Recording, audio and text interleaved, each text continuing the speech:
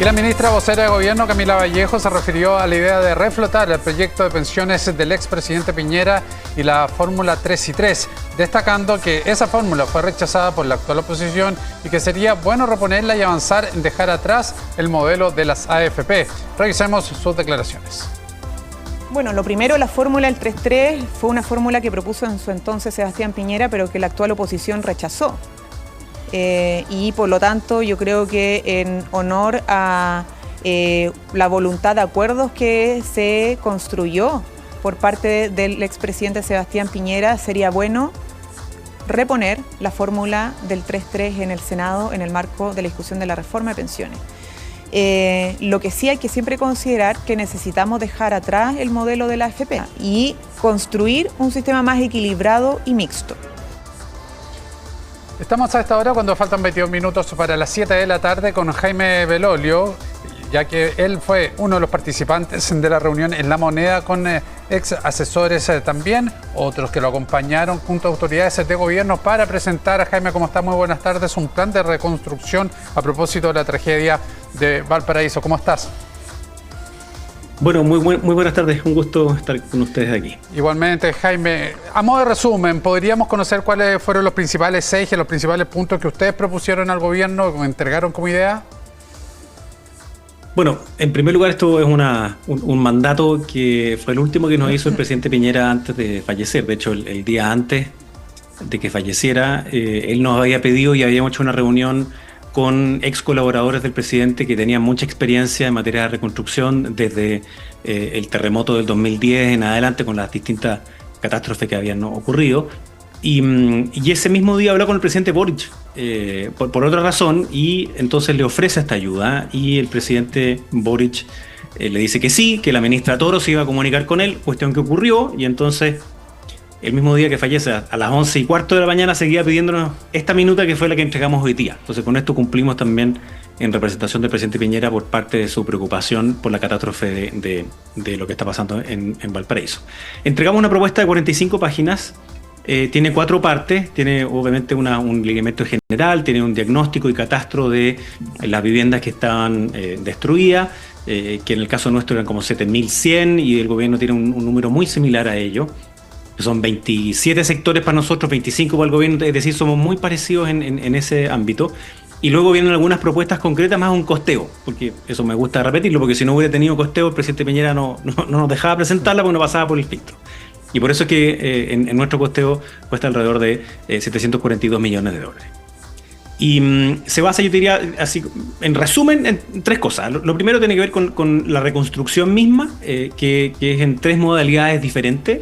Una es la reconstrucción en sitio propio, porque la mitad más o menos de las viviendas que fueron destruidas son de condominios sociales, de departamentos, y por tanto el sitio está y lo que hay que hacer es poder recuperarla. Y las otras son campamentos. Entonces hay 2 tareas. Una es la radicación de campamentos que llevaban mucho tiempo, por ejemplo Manuel Bustos, que llevaba alrededor de 12, 15 años allí, y que se estaba haciendo un trabajo ya previamente, y por tanto esta es, comillas, la oportunidad de poder radicarlos definitivamente. Y la otra más bien es de erradicación, y por tanto es complejo porque tiene que ver con la relocalización de personas que habían autoconstruido en lugares que son de alto riesgo, y que no queremos que se vuelvan a construir en esos lugares porque la probabilidad de que ocurra otra catástrofe es muy alta. Entonces, en esas 3 cosas se divide la propuesta en el primer punto que es como la reconstrucción. La segunda tiene que ver con la burocracia, ¿no? Cómo saltarse la burocracia cumpliendo las reglas. Y uno de enseñanza del pasado es que el nombrar como a un delegado presidencial o a una macroestructura puede ser bueno al inicio para generar un plan, pero luego cuando se ejecuta el plan es muy importante que la institucionalidad que ya exista sea la que lo lleve adelante. Por ponerte solo un ejemplo, al final la construcción de la vivienda la tiene que hacer el Ministerio de Vivienda, y por tanto quien responde a la Contraloría son ellos, no una macroestructura, no alguien que está por fuera. Lo mismo con respecto al MOP, que va a tener que hacer, no sé, los colectores de agua y lluvia y conectar al alcantarillado, la urbanización de todos estos lugares. Vimos en muchos espacios, lamentablemente, que habían muy mala conectividad y por tanto que no permitía buena evacuación. Todo ese tipo de cosas necesitan de repararse cuando uno hace una reconstrucción. Entonces, esa burocracia, dado que estamos en un estado de catástrofe, hay ciertas cosas que pueden hacerse más rápido y algunos pasos que ya tenemos experiencia en el pasado que son importantes para que no se demore esto mucho tiempo.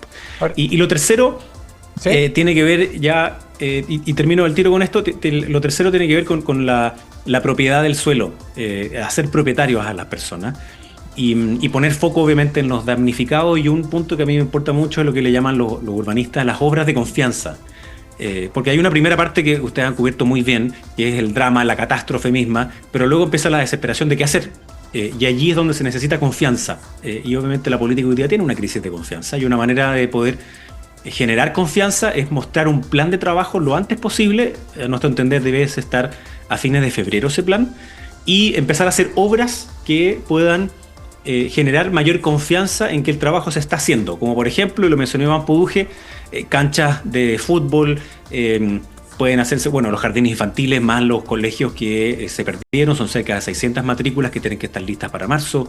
Hay unas piscinas temperadas que se han hecho en sectores populares de Viña del Mar con mucho éxito, etcétera. Pero me refiero a obras que entreguen mayor confianza y certeza de que las cosas van a pasar. ¿Y cómo fue recepcionado por parte del gobierno, Jaime? Se lo pregunto porque si algunas de estas medidas que ustedes proponen son asumidas, me imagino también que van a tener que recabar con una mayor profundidad en lo que ustedes tenían planteado, siempre en este contexto de urgencia que hay para ejecutarla. ¿Se tomó alguna en particular que pudiera trabajarse más rápidamente? La verdad es que fueron súper bien tomadas las propuestas. Habían varias que ya estaban, que se estaban haciendo, estaban pensadas de la misma manera porque tiene que ver con la experiencia del Estado sobre cómo hacer cierto tipo de reconstrucción. No me quiero ir en mucho detalle, pero por ejemplo, la ficha FIBE, que es la ficha básica de emergencia, es una que se ocupa para la caracterización de las personas que han sufrido esta emergencia, pero al mismo tiempo nosotros propusimos hacer un IFE de catástrofe. Y para ello se requiere el registro social de hogares, que ya está. Entonces hay como cierta capacidad que está instalada y que se puede ocupar relativamente rápido. Hay algunos subsidios que se podían hacer de autoconstrucción, pero con apoyo técnico, que es de parte del Estado. Otra que es la lógica de la urbanización. Es decir, habían varios temas que eran súper comunes. Yo creo que fue una reunión súper productiva.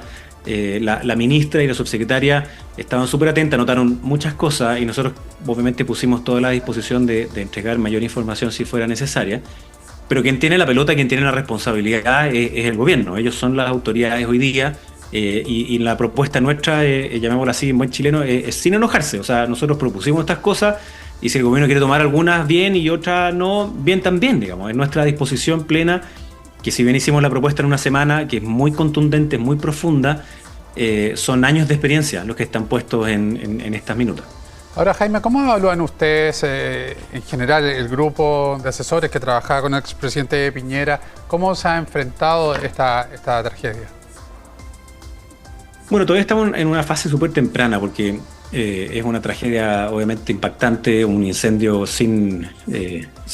que no hayamos conocido tal grado, digamos, de catástrofe, y obviamente en esta primera etapa es muy difícil sacar alguna conclusión. Obviamente que uno quisiera que todo fuese mucho más rápido, etcétera, y ahí hubo, por ejemplo, varias propuestas en el sentido de cómo canalizar la ayuda que se está llevando desde municipios, desde organizaciones de la sociedad civil, desde personas que a veces los municipios ya no tienen abasto de poder recibirlo y luego repartirlo donde es necesario. Entonces ahí tiene que haber una coordinación. Por ponerte solo un ejemplo, en el caso del 2010, digamos, en el terremoto, que obviamente es otra magnitud, etcétera, pero ahí se hizo literalmente una fábrica de viviendas de emergencia en donde trabajaban personas del ejército, y después se hizo una caja de alimentos porque era muy necesaria tenerla, y quienes llegaban los alimentos a un lugar y quienes hacían las cajas también eran personas del ejército. Es decir, había una centralización en algunas cosas y luego se distribuía muy rápidamente para que la ayuda no quedara parada, ni tengamos que después ver imágenes de no sé, comida que pereció o que ya no pudo llegar a quienes era necesario. Entonces, en esta emergencia es muy importante esa planificación, y yo diría que estamos todavía, ya se apagó el incendio del fuego, pero no se ha apagado el incendio social ni el incendio de la catástrofe, y eso va a seguir durante algunos días más. Entonces, de nuevo, yo creo que es muy pronto para hacer alguna evaluación. sí es muy importante que haya un sentido de urgencia no solo en el decir, sino que en el hacer, y de ahí que nosotros creemos que la propuesta misma del gobierno debe estar no después de fines de febrero. ¿Quedaron en juntarse en otra oportunidad? Quedamos abiertos en obviamente todas las reuniones que fuesen necesarias. La ministra en eso fue súper acogedora, así que nosotros quedamos con obviamente todas las disposiciones, ellos también, les toca ver temas internos y si es necesario, por supuesto que ahí vamos a estar de nuevo. Muy bien, Jaime Belolio, muchísimas gracias por estar